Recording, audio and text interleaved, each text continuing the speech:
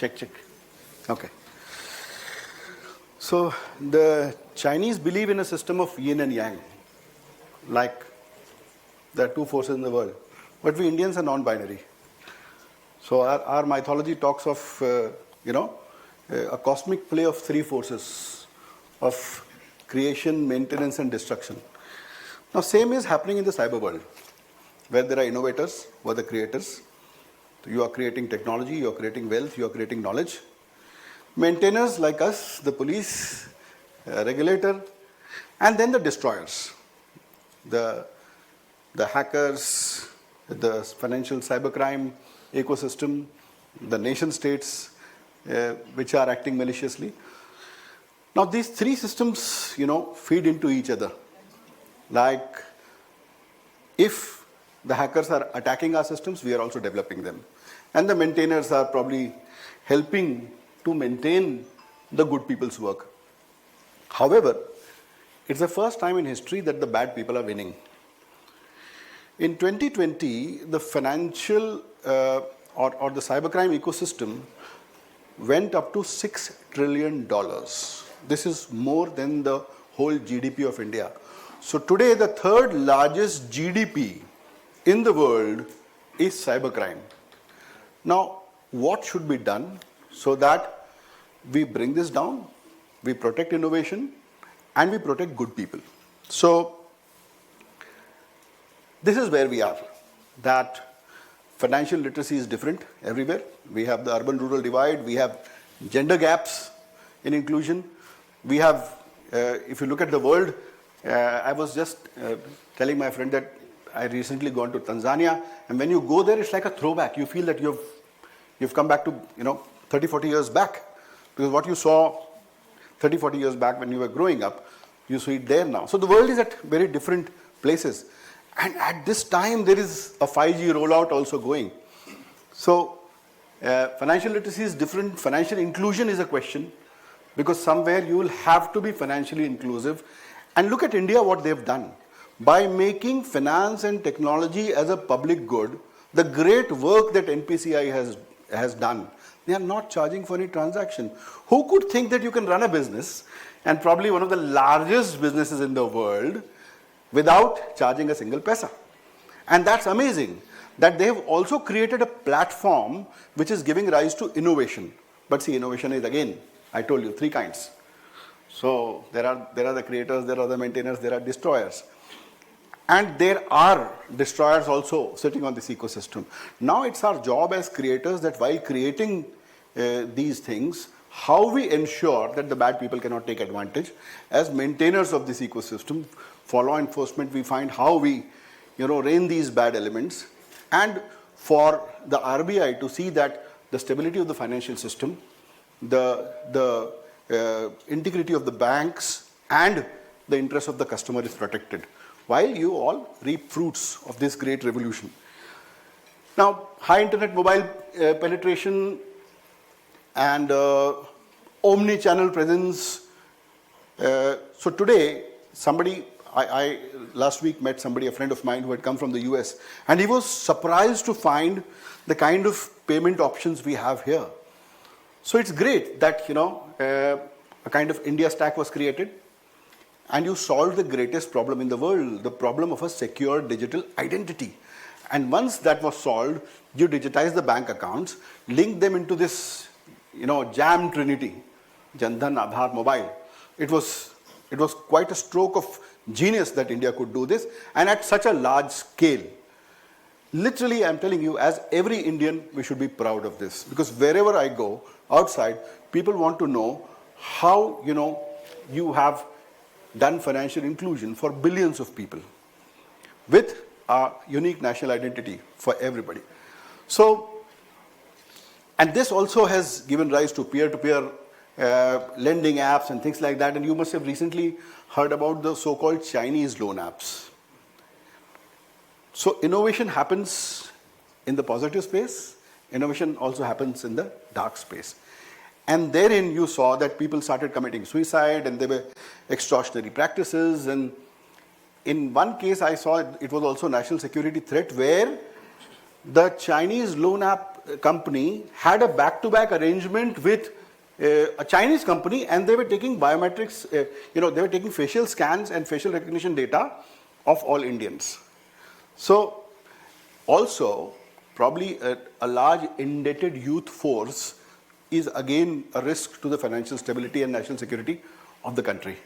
So somewhere this is all linked, and while at times people praise the RBI by saying that, you've done great, and at times people start attacking the RBI that, you are here favoring the large banks and stifling innovation, but that's the job of the regulator. And the job of the regulator is to see that the balance in this, this world of the three cosmic forces clashing is maintained. And to add to all this, we have Web3. And I'll confess something, I'm not a great votary of blockchain. I sometimes say that I was having cough, I had blockchain, there was no benefit. So blockchain, I've been waiting for some innovation in blockchain, except cryptocurrency, which probably as a law enforcement officer I'm biased, because it's a headache to us.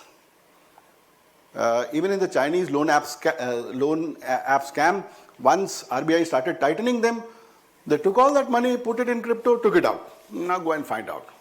Go figure. So it's difficult, but not that great difficult. Not very difficult. With better compute, you're also now able to go into mixers and tumblers and also track these transactions. And my dear, anonymity is only on your account, right? Otherwise, you're writing a full ledger. The day I'll get you, you're giving me a whole record of your transactions, not only, but of everybody else. So crypto is a boon for police. The day I get you, my problem of anonymity is solved, right? Evidence you are giving me already. You are creating your own evidence. So thing is that all these fintech is web native. And since it is web native, it easily interacts with the crypto ecosystem. In India, by any count, there are probably 6,000 to 10,000 new fintech startups.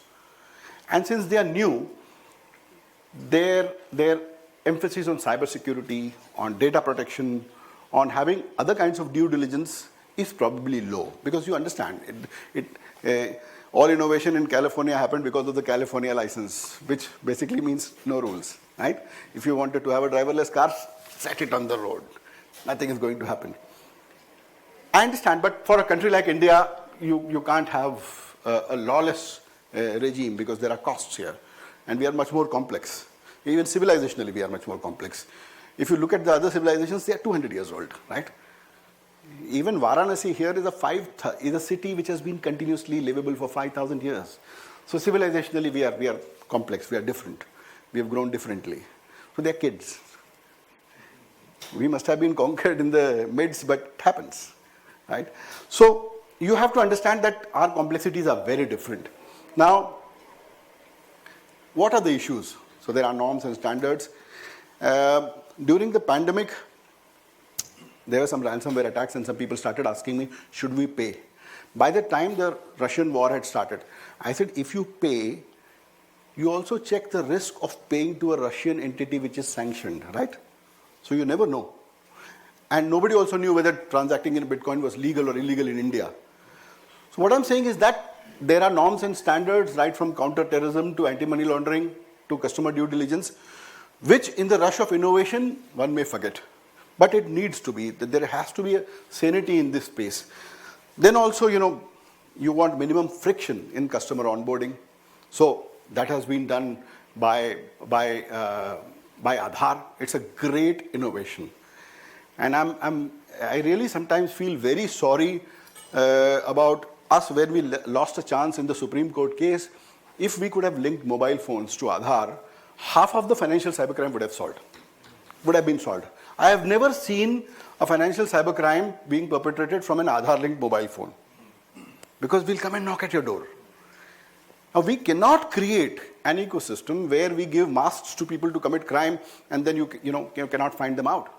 So you have to have built-in checks and balances. And somewhere we lost a chance. I understand privacy is a big thing. And there are these questions of eminent domain where people inherently do not trust the state and so on and so forth. But you have a social contract. You gave away these rights to be in a society, in a democracy, and you cannot come outside and question that. Right? You are not an anarchist. So somewhere you do not understand that by doing this, you are putting so many people to danger. Now, so today we have issues of interoperability of financial systems, consumer data which is being taken, especially in the Chinese loan app cases. After that, RBI has issued its digital lending guidelines. It's a wonderful piece of paper. And the best thing is that the RBI consulted everybody. So the RBI's digital lending group, it actually talked to everybody and got 800 technical responses and studied that and incorporated that into digital lending guidelines. And they are wonderful. Please check these guidelines. This is about, and I think it would put an end to all this Chinese loan app menace. Because you have big tech here, which was never supposed to be lending money, or you have WhatsApp, which was never supposed to be transacting money. But today, somebody is sending a link of an app which can be sideloaded, which is not available on a Google Play Store, which can be sideloaded from somewhere. It takes invasive permissions. It takes away all your data, then starts messaging your relatives. Right? This ecosystem is outside control. So somewhere the RBI has come and issued digital lending guidelines, which are good, which is a very sane step. But that too, I think, has come slightly late because work on concerns around loan apps started around 2020, where people had already started committing suicide. So issues regarding, all these diverse communication channels affecting the financial stability of the country. See, this happened with crypto. That I think almost 10 lakh crores of Indian rupees is outside on crypto. Tomorrow this bubble bursts, you never know where this money will go. So somewhere you need to have a semblance of regulation and sanity here. And I also come up with the issue of antitrust. Antitrust is like, I'm talking about a large company being also the payment system provider, being everything. Yeah? Like Google is like air today. So when Google starts a payment system, so you see that today, if you look at the volume of payments outside, I think GPay must be one of the highest. GPay, PhonePe, maybe one of the highest volume. Now they have an inherent advantage. So like competition laws, it's also a question of understanding that a large entity like this, which is not an NBFC, which is unregulated by Indian laws, it comes into this space and starts operating. So these are the inherent issues that we are facing. And who are the entities in this whole interplay? So we have the fintech creators. Look at the buy now, pay later thing. That as soon as you're checking out of the cart, at a time somebody gives you an option. Okay, I'll pay for you. For a small fee, would you like to,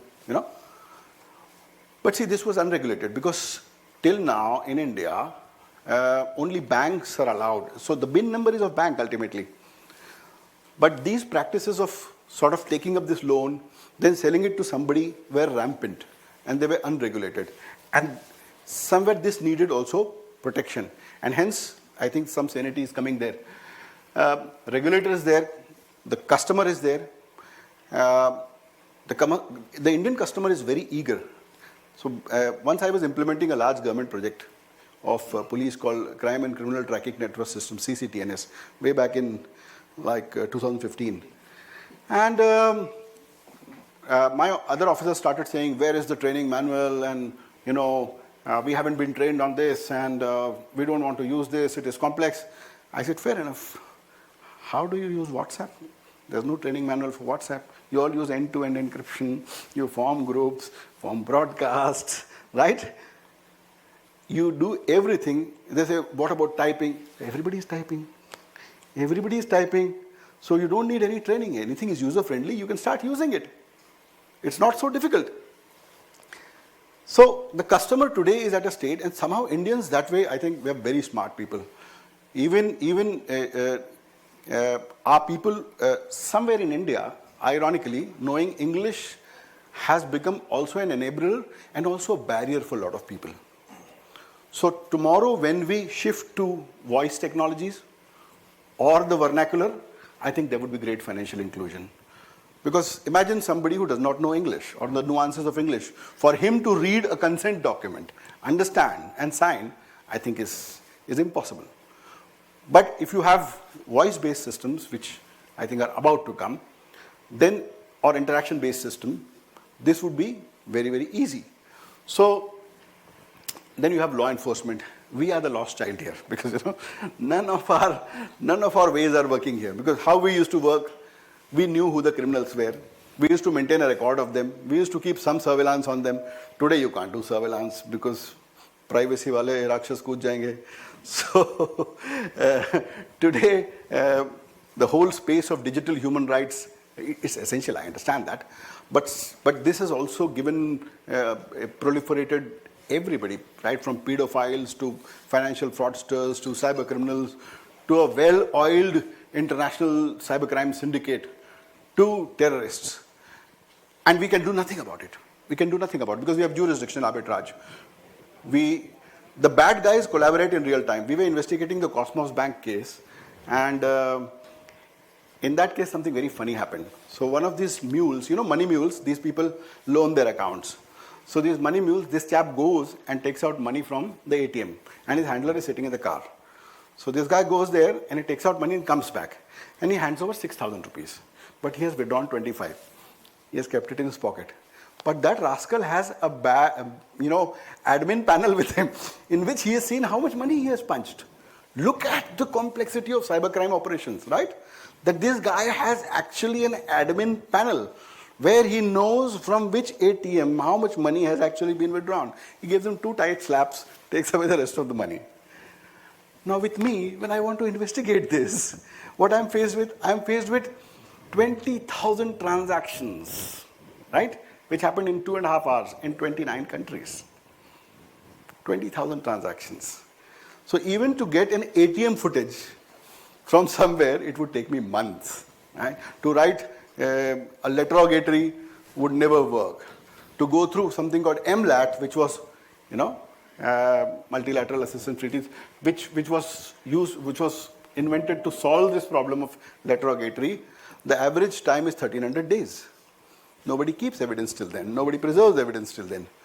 So we are actually sort of disabled in this ecosystem. And somewhere we'll have to step out and find out ways. Some very good things have been done for what is wrongly called as child porn, but which is child sexual abuse material. There's an organization called NECMEC, National Center for Missing and Exploited Children, which is a consortium of all the platforms where they voluntarily report, right? Microsoft has come up with something called Photo DNA, where they maintain a facial recognition database of all lost children, all human trafficking victims, and as soon as a photo is uploaded, law enforcement has access to it and they can find out the whereabouts of that child, or at least identity. Something like this needs to be implemented here. While we have taken technology as a common good, why don't we come up with the concept of safety as a common good? So I used to handle this organization called Maharashtra Cyber for 5-6 years. We had come up at that time with a simple website. It was called reportphishing.in. Now the simple initiative somewhere in 2017 was very simple, that when we spoke to banks, I asked them that, do you have a list of fraudsters? People who disputed transactions, repeated something with a number with a high risk score. Every bank came and told me that, oh, we have a monthly list of 5,000, 6,000. Why don't you share? Legally, we have constraints in sharing. I said, can you share it with me? They were happy. We can share with law enforcement. And these are lists of fraudsters, right? People who have defrauded others. Now, what we did was, we combined them into a single database, and we created a front end where people could go and report any phishing attempt. SMS, link, WhatsApp, call, email. You just report it, and we had created an automated workflow wherein a message would go to everybody. And I see that after that, a huge ecosystem has been created by I4C in the Ministry of Home Affairs, wherein they also have a cybercrime.gov.in, cybercrime reporting portal where you can register cybercrimes, even anonymously. There's a helpline number 1930, which is basically to prevent the flight of your money. So a lot is going on. But I call for an effort like NECMEC, that why don't we create a crowdsourced database of fraudsters, of malware, something like VirusTotal. Why don't we call it TrustTotal? Let's create a TrustTotal.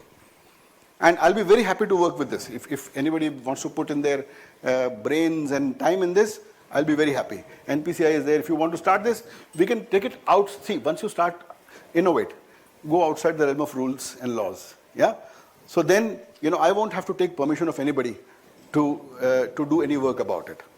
So let's create a kind of common repository where you would be able to generate risk scores, and you give a backend to each institution where they can do their investigations. You also give an API of that to law enforcement. The law enforcement can on a real-time basis then start dipping into, because law enforcement naturally has access to customer details, customer authentication forms, and customer onboarding forms, and various kind of other things, and other digital Aadhaar we don't get, but other things you would be able to find out. And it would be hugely beneficial to everybody. So think of it, that safety, security as a common good. Like VirusTotal, let's create something. Just as we had created report phishing, let's create a portal where these things can be reported, and then create an API, a real-time API. For example, what Tanzania did? We had these problems with this SIM swap fraud, right? That somebody basically gets hold of your credentials, then calls up your telecom service provider and tries to get a portability request, or you are stupid enough to dial that 18-digit or 12-digit number which they gave, or something like that, or click a link with dials. Now, Tanzania did something very simple. They created a real-time API before transaction, which just used to check with your validated number if there is a portability request or an account change request. Yeah? This stopped the SIM swap frauds. Zero. None. Why can't we do it? How much money does it take to implement this? It's very simple. And there is no regulatory issue here. It's a no-brainer. And you see the number of people you will be able to save this. And see, SIM swap frauds are more dangerous than phishing and phishing attacks, because it is a complete account takeover, along with multi-factor authentication. Yeah? So this can be stopped with these simple steps, where what I want to say is that in this ecosystem, there is enough space for good innovation for security. Somewhere, for safety and security, innovation is not happening.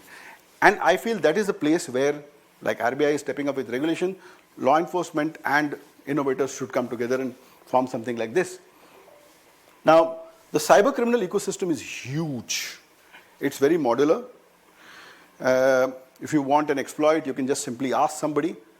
You can get an hourly rate for something. You can get, so cybercrime as a service, SaaS, PaaS, CAS, cybercrime as a service. No, this is a real thing. Cybercrime as a service is available today. And on darknet markets, there are credentials and testimonials. And people who would vouchsafe by somebody saying that, okay, this guy does not fleece. He runs a DDoS for $40. Yes, he can give you a 1 Tbps DDoS for $40 an hour. Good value for money. So similarly, you'll be amazed to know that all of the financial cybercrime in the world is run only by 3 or 4 gangs. You must have heard of these names. One of them is so-called Lazarus Group, which is thought to be North Korean government supported. One is Fin7, one is something called Cobalt. These are just 3-4 groups which are running all the financial malware, fake apps, and the ecosystem which is required to run this. So they run VPNs, VPSs, right? And imagine the level they've gone to.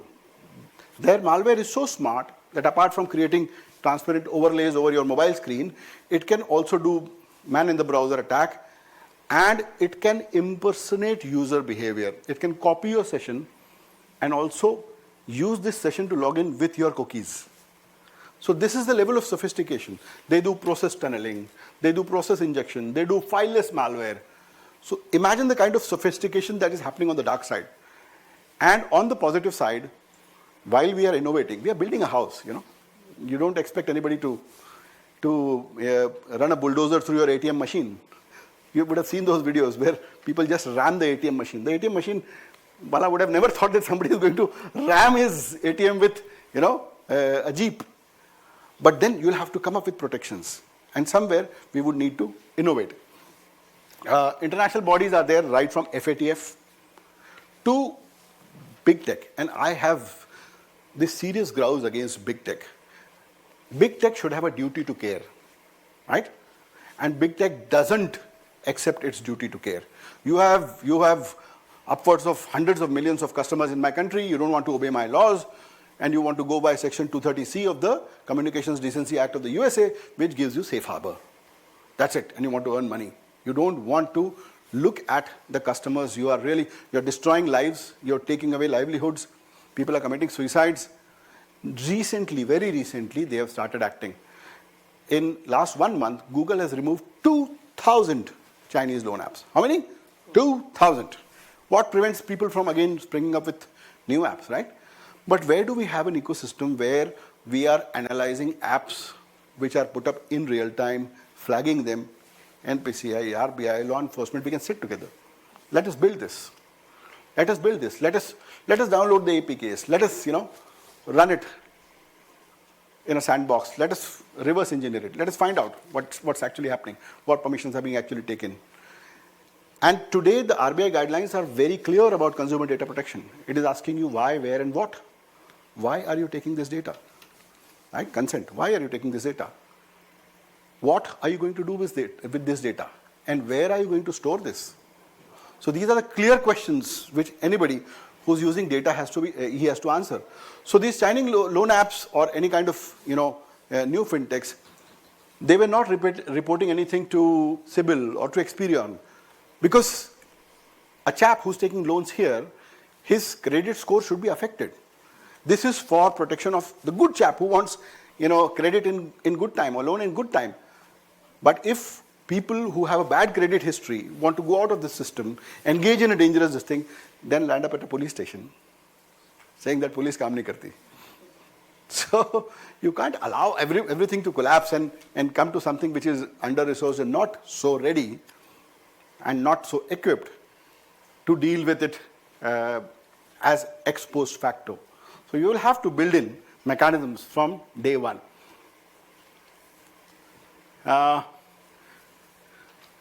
Data breaches, that is the source. That is the source of evil, where data breaches are being used to stuff credentials, to impersonate people. There are advanced persistent threat groups which are, at times nation state supported, or at times which are well resourced, organized cybercrime syndicates, which have everything, right from monetization channels to money mules to, it's like a proper corporate operation, where operations are being handled by somebody, flow of money is being handled by somebody, bug fixing is handled by somebody. These guys also update their apps and run a real-time, ticketing system on the back end. So it's a very efficient DevOps operation, actually. So social engineering, again, it starts with breaches, and then the whole aspect of a cyber kill chain, which basically, where attacks are now shifting to the infrastructure. From the customer to the processes, attacks are shifting to infrastructure. And infrastructural attacks are, I think, the most serious ones. See, 30, 40 years back, all critical infrastructure was probably within a barbed wire or protected by guns. Today, all critical infrastructure is digital. It's out there. It's out there. So, how does one protect this digital critical infrastructure? For example, crypto. 10,000 lakh crores of Indian money is out there. You don't know what is going to happen. Whether it's going to remain or tomorrow is going to, go for it in a bubble. So somewhere this will need to be addressed.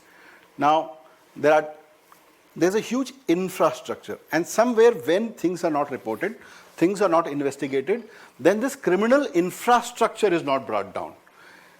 And it is very essential. Like, you should read about operations called EMMA, European Money Mule Apprehension or something like that. This is a money mule operation which has been conducted twice or thrice in most of the European countries.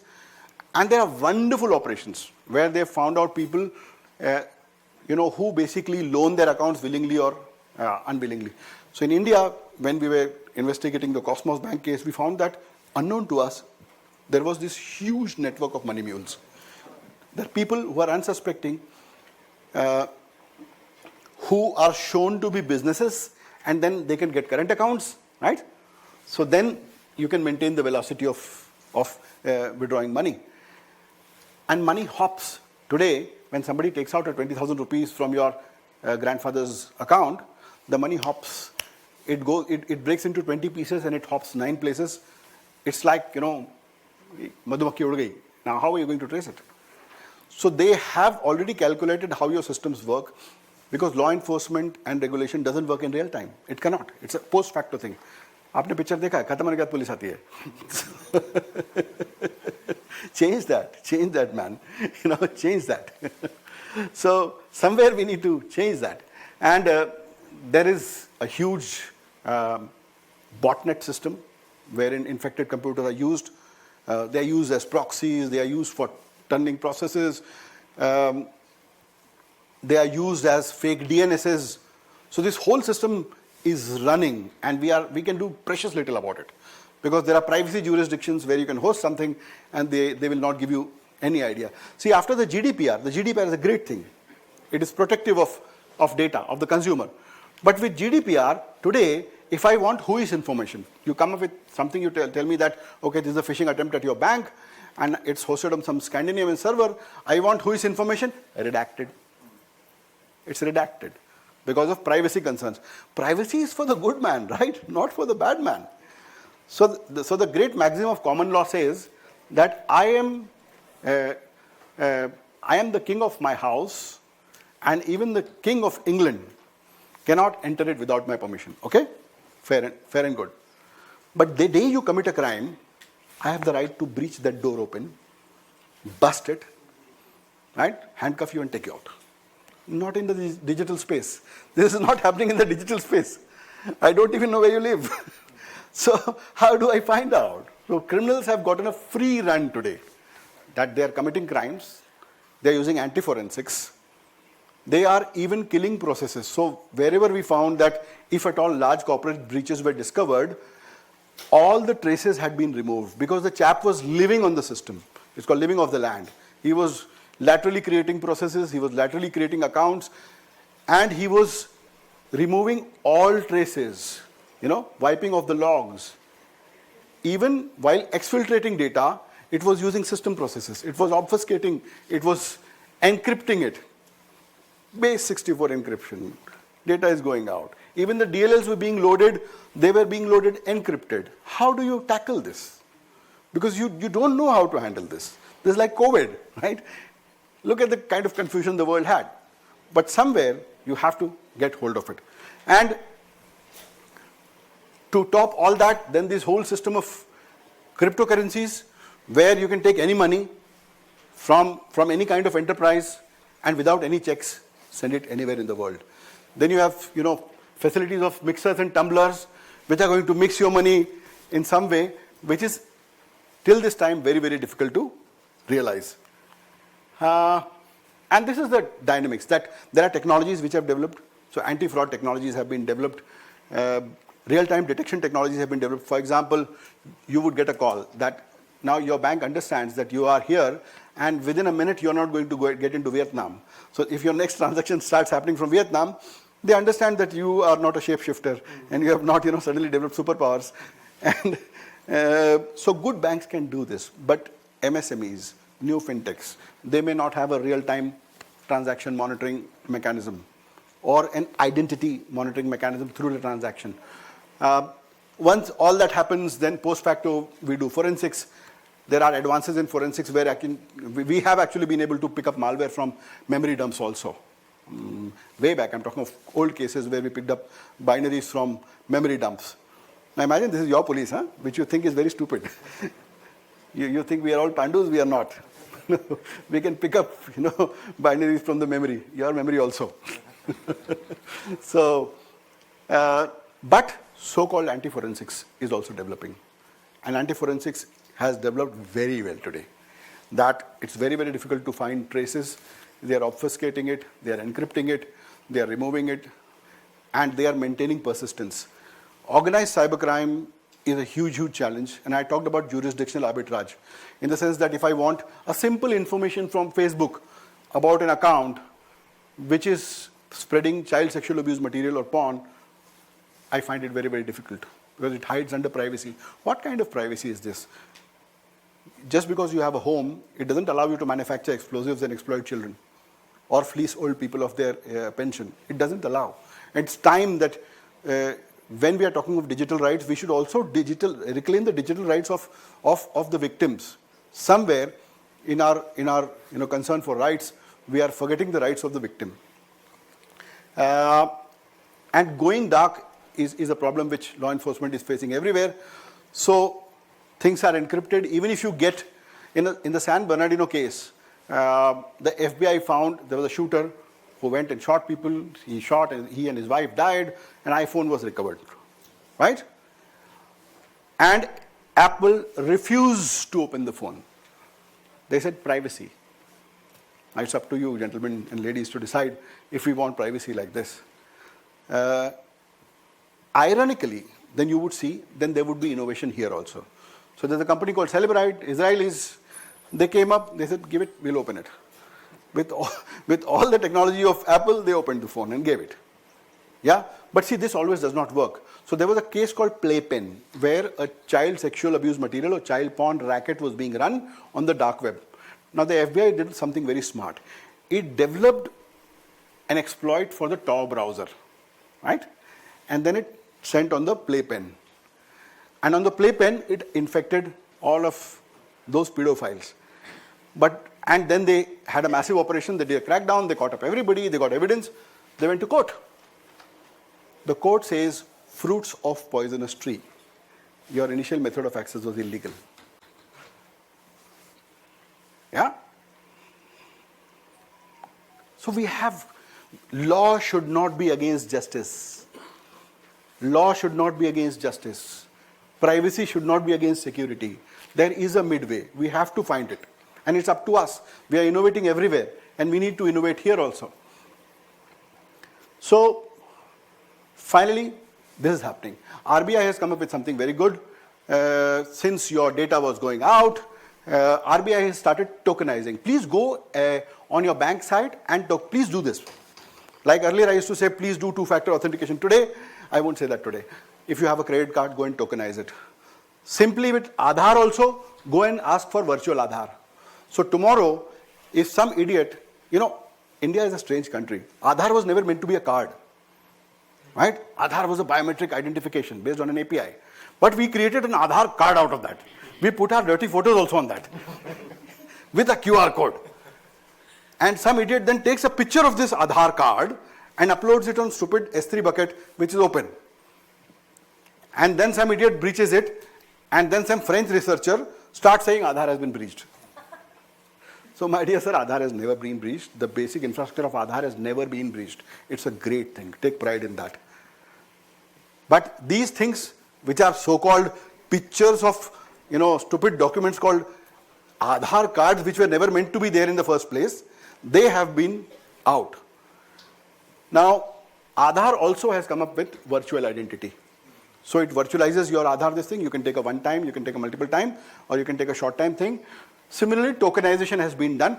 Also study something called account aggregator system. That is the next thing which is coming. NBFCAA. The RBI initially came up with a circular in 2016, but this is about to be implemented. Imagine a single data aggregator which is blind to your data because your data is encrypted with PKI, okay? With your private key, it is encrypted, and you have a granular consent structure built into it. So if you want to tell your insurer that for the next 45 days, he should have your credit history or your date of birth, and not on the 46th day, you can build in this consent granular structure. So I think till now 6 licenses have been issued.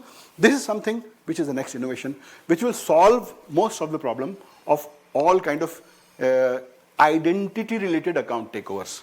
Today, digital identity is what is being compromised. See, with all multi-factor authentication, if there is social engineering, right, you are going to give him everything because you're doing it on his behalf. So with this, there would be, with account aggregator system, where you have a granular consent structure, which is a real-time API, where, it is a double-blind system, where the account aggregator does not have any access to your data. The account aggregator would not be able to do anything to your data. And the banks and everybody, they would also be happy because they're not carrying, today or tomorrow, something like GDPR, PDPR is going to come. Personal data protection is going to come. It's going to be as stringent. So why would you want to hoard data here? You wanted to know my home address, you don't want to use it every day. So you'll be very happy if a third-party account aggregator comes and say, hey, I'm ready to store all this data, encrypt it. I don't even want to know what it is. Once it is encrypted, it won't be used by anybody. So account aggregator is the next big thing after tokenization. AI/ML is being used for real-time transaction monitoring, real-time session monitoring, for any kind of anomaly detection, change detection, but it's cat and mouse.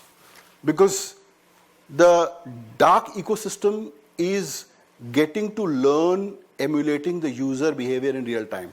Like they are running a browser in the middle attack. They are running an invisible browser in your browser. Yeah, what do you do with that? Or they are hijacking your session or copying your entire session with the cookies. This is sold. These kind of sessions and accounts are sold on the dark web for money. So that ecosystem is also fast developing. We need to, like all cybersecurity, implement a zero trust kind of architecture. How much time I have? How much? It's okay, sir. I think we can run. Yeah. No, I don't want to be unprofessional. So, behavioral profiling. Way back, somebody was asking me to, I mentor some startups, so somebody was asking me to, evaluate something. Now, this guy was taking 200 parameters from your phone, right? 200 parameters from your phone. Okay, do one experiment. I'll give you a safe site. Go to deviceinfo.me. It's a safe site. I'm not phishing you. Deviceinfo.me. Just by logging into something, look the kind of information that you're giving. It is telling your location, your operating system, the size of your screen, whether it's a touch screen or not, your browser, whether the phone is in your hand or on your table. Deviceinfo.me, right? This is the kind of information which can be obtained just by logging in. You're not even logging in. Yeah? You're visiting a site. So somebody had created, so people have created these kind of profiling systems which create a fingerprint of you. For example, Mr. Brijesh Singh puts on his password, which is a long passphrase, with a particular, so it would learn for a month, where it would know that with what microsecond delay I use for putting my password. If you put that password, it would understand that it is not me. So this is the kind of technology which is evolving. But see, all this is costly. This is very costly. And somewhere this innovation would also have to be funded. And somewhere there is no incentive for this, right? There is no incentive for something like this. So we will have to, like I told you, technology is common good, safety as a common good has to be created. And for this, we will need to fund this. Entity resolution is happening. Real-time entity resolution is happening today. Technologies are available. And I think we should create a common bed of this kind of authentication, which all fintechs would be able to use. The way NPCI has created a common, payment system, somewhere you should have, apart from Aadhaar, the utility of Aadhaar. You'll have to create a bed of, like an India stack, where you can use this authentication in real time to resolve entities. And finally, transaction monitoring. As I've told you, real-time transaction monitoring for everything, for AML, for anti-terrorism, for due diligence. Because when we were doing the Cosmos case, we found that in 2.5 hours, 85 crore rupees, just went off. Why didn't Visa and MasterCard have volume and velocity checks? 10 years of transaction is happening in 2.5 hours. Why didn't they understand? Why didn't they have, like the stock exchange, a circuit breaker there and understand that they should stop it in real time? They did not. Who is responsible for this? Yeah. So if technology is failing, again we are responsible. I always tell this to banks and fintechs. boss, you are the one who gave me card. You are the one, who called me up to take this service. I have given you my money. It's your bloody responsibility. Now you take care. You can't call me stupid. You can't call that you are stupid, you gave your OTP. You created the system of OTP. I did not create it. So somewhere we have to take this responsibility. We have to innovate. We have to consider safety as a common good. And we have to look to it that the good guys start collaborating. The bad guys are collaborating. If there are any questions, and if I have time, I'll be able to answer them. Yeah. Time's up anyways, but we can take 2-3 questions. Yes, please. I had one question. So, as a customer, yes, I can go to the law enforcement agencies and report whatever is there. But if as an intermediary I find out something, is there any methodology to report? Certain has put compulsory reporting guidelines now. It would be normally a cyber breach, right, at the institutional level. Not maybe at an institutional level. So maybe I found out, say, retailer or omni-channel on the ground, he is doing something which is malicious. It is not me who's impacted, some other customer is impacted. So I'm not aware of the regulatory framework here, but probably the RBI guidelines would be very clear about this. RBI guidelines are clear if you are a regulated entity. If they are non-regulated entities like people into DMT, AEPS payments and all that stuff, and if somebody finds something malicious happening, how do you report it? Can you go to cybercrime and say that, hey, I found out this? I think you should. Normally what happens in law enforcement is that we check if it is not our subject, we mark it at least to the concerned department. So we would do that. So any specific generic ID? CYBERCRIME.gov.in. We can go to that portal and report. If you want to report anonymously, you can do that. Even if it's a name we want to report, we can do that? Anonymously also. CYBERCRIME.gov.in. It's a national reporting portal. All kinds of cybercrime. Just go and report there. Thank you, sir. Even if it is not a cybercrime, go and report there. No, I am specifically talking of crimes. I know the back end, they do forward it too. Sure, thank you. Yeah. Is that question is a point you made about banks taking a card, but then if money is gone from the banks, then whose responsibility it is? Is there a legal protection for a citizen, say senior citizen, that SMS phishing link that comes? Yes. So where there is no contributory negligence, there is an old RBI circular which limits the liability of the customer to 25,000 rupees. So there's an old RBI circular. But the problem is that sharing of OTP is considered as a contributory negligence. If it's a senior citizen, I know that. That's what I was saying. That is the responsibility of the company which is creating this technology. Right? Come up with something better, man. When you know that old people are being, and you have the, so I know. So world over, it seems that last year, 39% of customers in the digital finance space, experienced an attempt of phishing, wishing, account takeover, or malicious transaction. 39%. So this is, I'm a law enforcement officer, but this is a big red flag for you guys. You should really look at it. Yeah. Last question. Yeah. About financial transaction, is there any other bodies we can, because when it comes ground level, the police station we need to file something. Again, when we go there, then they will say banks, and then when we go there, then they will say some XYZ. Banking ombudsman. Bank? Banking ombudsman. Okay. Banking ombudsman. Report it to banking ombudsman. Even if you report to police for your account related settlement, please report it to banking ombudsman. Right? Thank you guys. Cyber छोड़ के 3 साल हो गया अभी रात को दो कि यार मेरा 10,000 रुपया निकल गया can you do something I used to handle the state man